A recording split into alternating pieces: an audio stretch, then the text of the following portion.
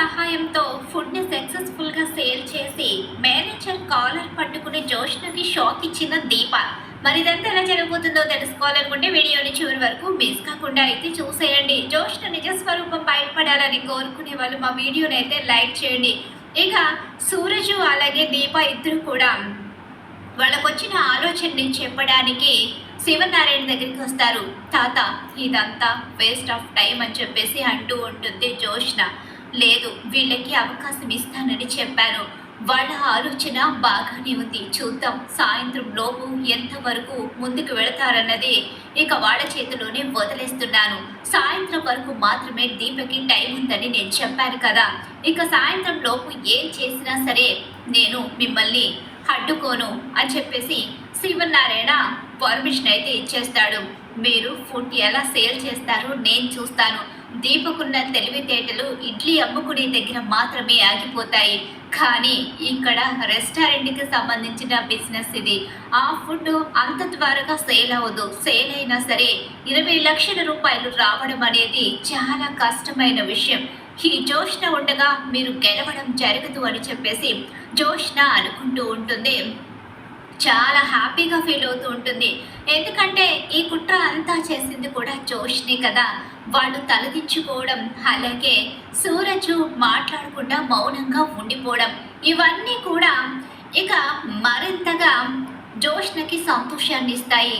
సాయంత్రం లోపు ఆ ఫుడ్ సేల్ కాదు, నాకు గట్టి నమ్మకం ఉంది అని ఇక ఫుడ్ సేల్ చేస్తున్న ఆ ప్లేస్కి తన వాళ్ళలో ఒక నలుగురిని పంపిస్తుంది. అక్కడ వాళ్ళు గొడవ పెట్టుకుని ప్రయత్నం చేస్తారు. కానీ కార్తీక్ వాళ్ళని అడ్డుకుని ఇక్కడ నుంచి వెళ్ళిపోండి అని చెప్పేసి 2 తగిలించేసరికి మిగతా వాళ్ళు కూడా వాళ్ళని కొట్టి అక్కడి నుంచి తరిమేస్తారు. అక్కడ కూడా ఇక ప్లాను ఫెయిల్ అయిపోతుంది జోష్నదైతే. ఇక ఈలోగా ఫుడ్ దగ్గరికి అందరూ వస్తారు. ఇక అనుకున్నట్టుగానే ఫుడ్ చాలా తెలివిగా డ్రా తీసి మరీ సేల్ చేస్తూ ఉంటుంది దీప. చిన్నప్పుడు తన తండ్రి కుబేరుతో కలిసి చేసిన అదే ప్రయోగాన్ని ఇప్పుడు ఉపయోగిస్తుంది సూరజ్ తెలివితేటలతో. సూరజు, మీ తెలివితేటలు చాలా బాగున్నాయి.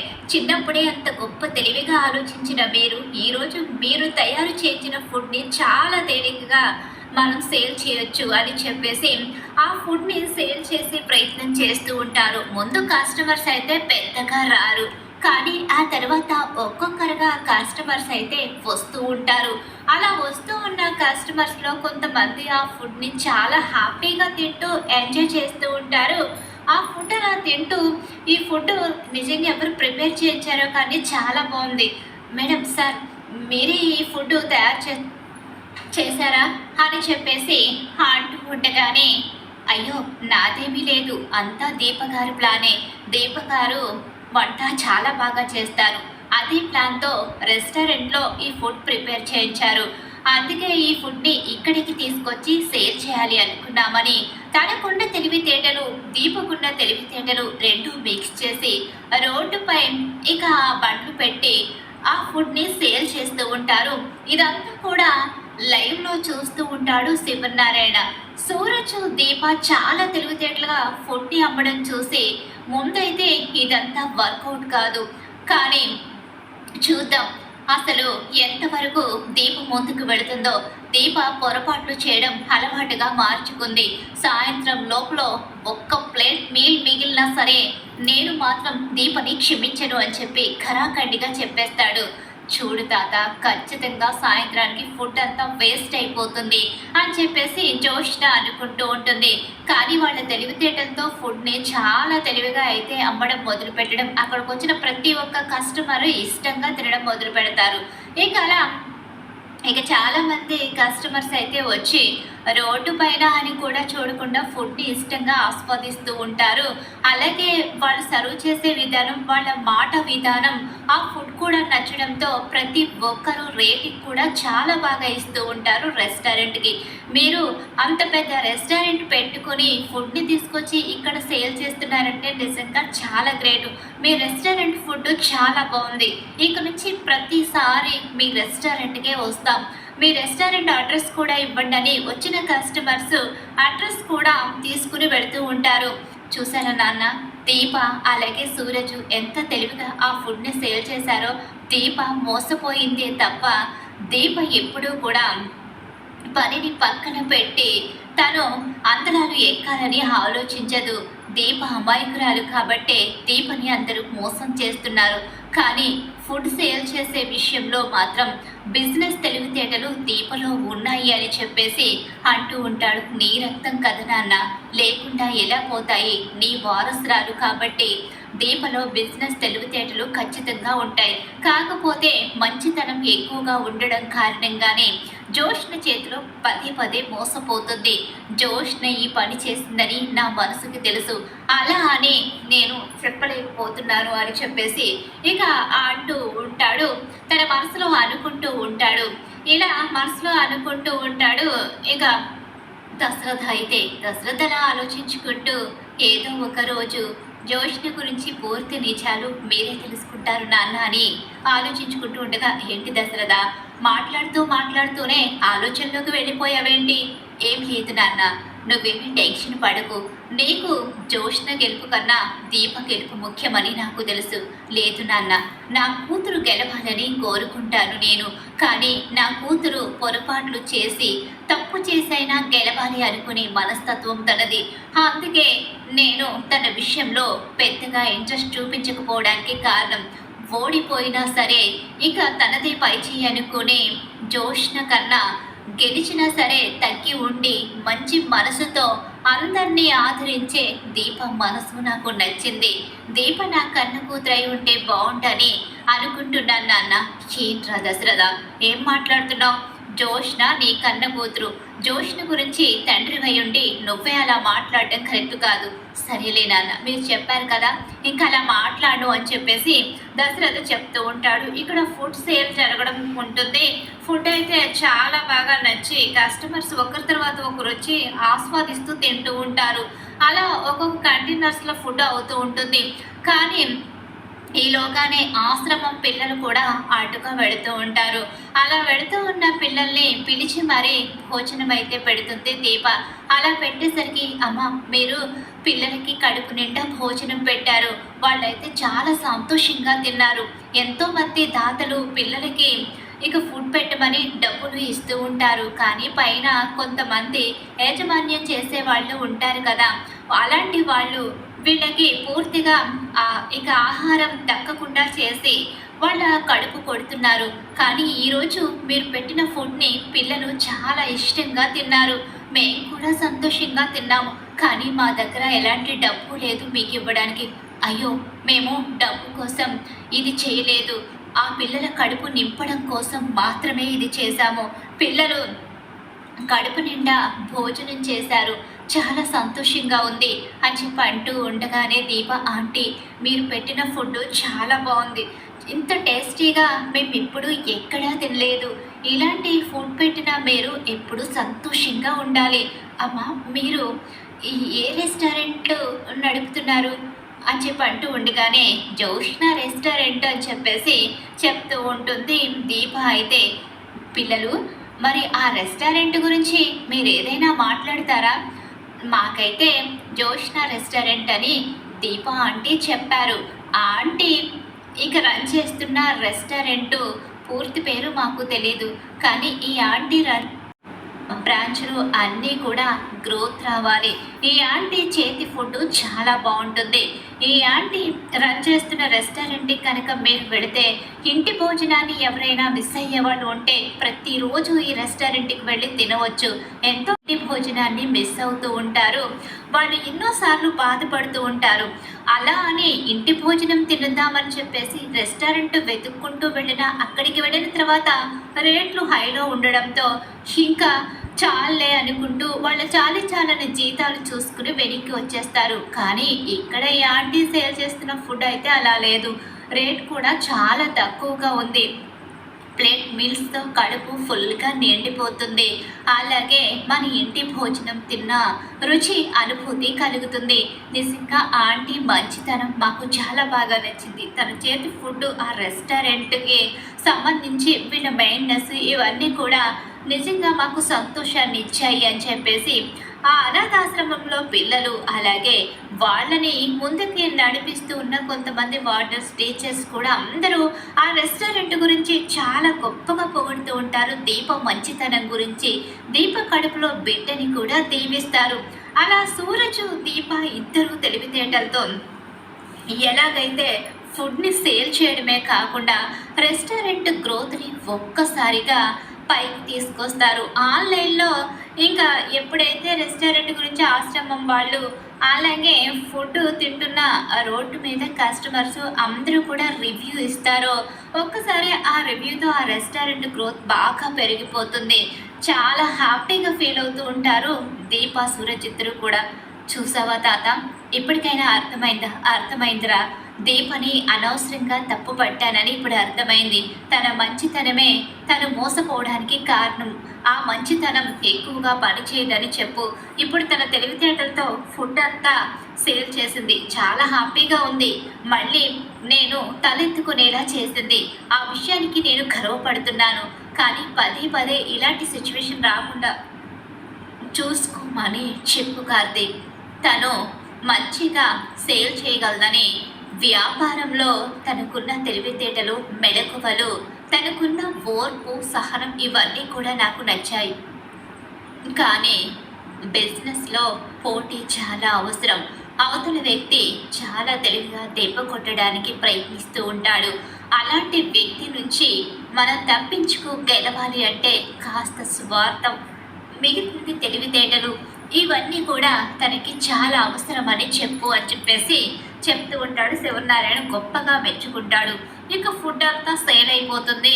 జోష్న ఎన్ని ప్రయత్నాలు చేసినా సరే ఫుడ్ ప్రయత్నం అయితే ఆగదు. అక్కడ ఫుడ్ సేల్ అయిపోయి శివనారాయణ మళ్ళీ తనకి అవకాశాన్ని ఇవ్వడం, మెచ్చుకోవడం జరుగుతుంది. ఇక అందరూ కూడా చాలా హ్యాపీగా ఫీల్ అవుతూ ఉంటారు. ఇక ఈలోగా ఇక్కడ చూస్తే అసలు దీనంతటికీ కారణం జోష్నే అని మీకు తెలుసా అని చెప్పేసి అడుగుతూ ఉంటాడు సూరజ్. అవును, అర్థమైంది సూరజ్. ఇదంతా చేయడానికి కారణం జోష్నే అని అర్థమవుతుంది. జోష్నే ఇదంతా చేసిందని తెలుస్తుంది. కానీ మన దగ్గర ఎలాంటి సాక్ష్యాలు లేవు. మీరు గమనించారా? జోష్న గారితో పాటు అదే తన పక్కనే ఉన్న మేనేజర్ కూడా మనల్ని మోసం చేశాడు. ఆ మేనేజర్ని పట్టుకుంటే మొత్తం అన్ని సాక్ష్యాలు బయటకు వస్తాయని చెప్పేసి అంటూ ఉండగానే సరే అయితే అని చెప్పేసి ఇక అక్కడి నుంచి బయలుదేరిపోతారు. దీప, సూరజ్ ఇద్దరు కూడా వాళ్ళు ఎంతైతే పెట్టుబడి పెట్టారో అంతకు మించిన లాభం కూడా అక్కడ రావడంతో చాలా హ్యాపీగా బయలుదేరుతారు ఇద్దరు. ఇక ఈలోగానే మేనేజర్ని పట్టుకొని సూరజ్ అయితే 4 తగిలిస్తాడు. ఏంటండి, నేను ఇప్పుడే ఫోన్ చేసి జోష్న మేడంతో చెప్తాను నా మీద చేయి చేసుకున్నారని. అసలు ఎందుకు ఇలా చేస్తున్నారు, నేనేం చేశానని అని చెప్పేసి అడుగుతూ ఉండగానే ఈలోగానే ఏంటి ఫోన్ చేస్తావా, నా దగ్గర వీడియో ఉంది. నువ్వు అక్కడికి వచ్చిన అతనికి ఫోన్ చేసి మాట్లాడడం నేను విన్నాను. ఆ వీడియోని ఇప్పుడు పోలీసులకి ఇస్తాను. అప్పుడు కదా నీ పరిస్థితి ఏమవుతుందో తెలుస్తుంది. జోష్న మేడం బాగానే తప్పించుకుంటుంది. నువ్వు మాత్రం అడ్డంగా ఇరుక్కుని జైలుకు వెళ్లాల్సిన పరిస్థితి వస్తుంది అని చెప్పేసి సూరజ్ అయితే బెదిరిస్తాడు. అలా బెదిరించడంతో నిజంగానే ఫోన్లో వీడియో ఉంది, ఫోన్ కాల్ మాట్లాడిన రుజువు ఉందని నమ్మేస్తాడు మేనేజర్ అయితే. అలా నమ్మిన ఆ మేనేజర్ అయితే భయపడి ఎట్టి పరిస్థితిలోని ఈ విషయాన్ని మీరు బయట పెట్టొద్దని చెప్పేసి నిజాన్ని చెప్పడానికి సిద్ధపడతాడు. అలా నిజం చెప్తూ ఉండగానే ఈలోగానే నువ్వు నిజం చెప్పాల్సింది ఇక్కడ కాదు, నువ్వు ఎక్కడ నిజం చెప్పాలో నేను చెప్తాను అని చెప్పేసి అతన్ని తీసుకుని ఆఫీస్కి అయితే వస్తారు సూరజ్, దీప ఇద్దరు కూడా. ఇక దీప అయితే అతని కాలర్ పట్టుకుని లోపలికి తీసుకొస్తుంది. అలా వచ్చేసరికి జోష్న షాక్ అయిపోయి ఉండిపోతుంది.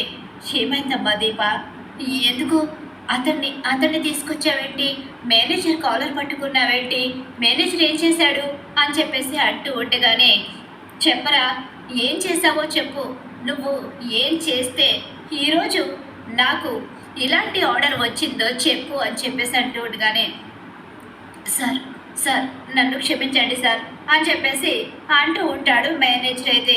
ఈలోగానే జోష్న సైగలు చేస్తూ ఉంటుంది. జోష్న సైగలు చేసేసరికి మేనేజరు కంగారు పడుతూ ఉంటాడు. అలా టెన్షన్ పడుతూ ఉండగానే ఈలోగా ఇక ఒక్కసారి జోష్న వైపు చూడండి పెద్దయ్య గారు అని చెప్పి అనేసరికి, ఏంటి జోష్న అతని వైపు అదే పనిగా చూస్తూ ఎందుకు టెన్షన్ పడుతున్నావు అని చెప్పి అడిగేసరికి ఇంకొకసారి అదేం లేదు కదా నేనేం టెన్షన్ పడడం లేదు అని చెప్పేసి అంటూ ఉంటుంది. ఇక జోష్న కంగారు పడుతూనే నేను కంగారు పడడం లేదని చెప్పేసి అంటూ ఉంటుంది. అలా అనేసరికి చెప్పరా నువ్వు నిజం చెప్తావా ఇప్పటికిప్పుడే పోలీసులు తీసుకురమ్మంటావా అని చెప్పేసి ఇక సూరజ్ అయితే బెదిరిస్తాడు. లేదు సార్ నిజం చెప్పేస్తాను, నన్ను క్షమించండి సార్, నన్ను క్షమించండి. జోష్న గారు చేయమంటేనే నేను ఇదంతా చేశాను. అక్కడికి ఫుడ్ ఆర్డర్ ఇవ్వడానికి వచ్చిన మనిషి జోష్న మేడం మనిషి.